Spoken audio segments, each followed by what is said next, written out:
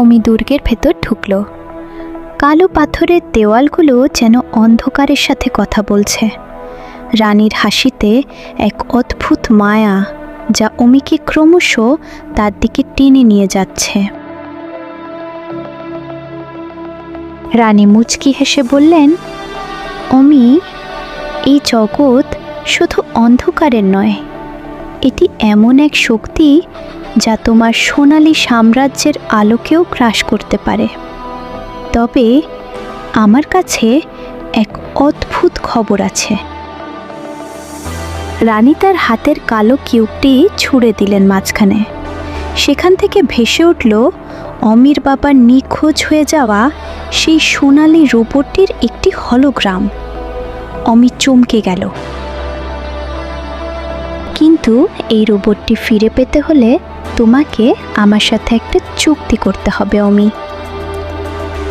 রানীর শর্ত শুনে অমি একটু পিছিয়ে গেল। শর্তটা কি? রানীর উত্তর ছিল চমকে দেওয়ার মতো। তোমাকে তোমার সোনালী লকেটটি আমার কালো কিউবের সাথে মিলিয়ে দিতে হবে। তাতে তৈরি হবে এক অচেয় শক্তি।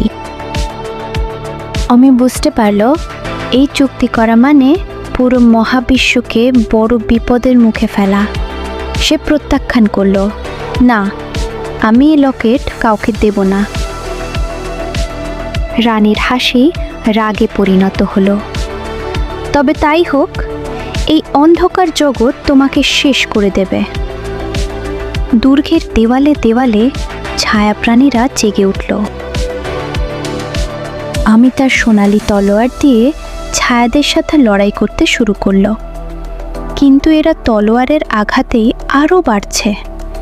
এদের থামানোর উপায় কি?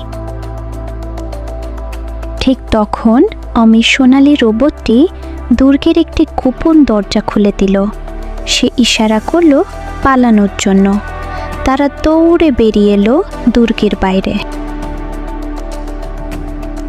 তারা বাইরে বেরোতেই দেখল পুরো গ্রহের আকাশ কালো মেঘে ঢাকা।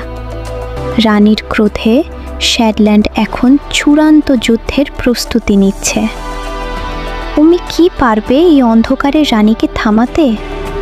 জানতে হলে দেখুন পরবর্তী পর্ব।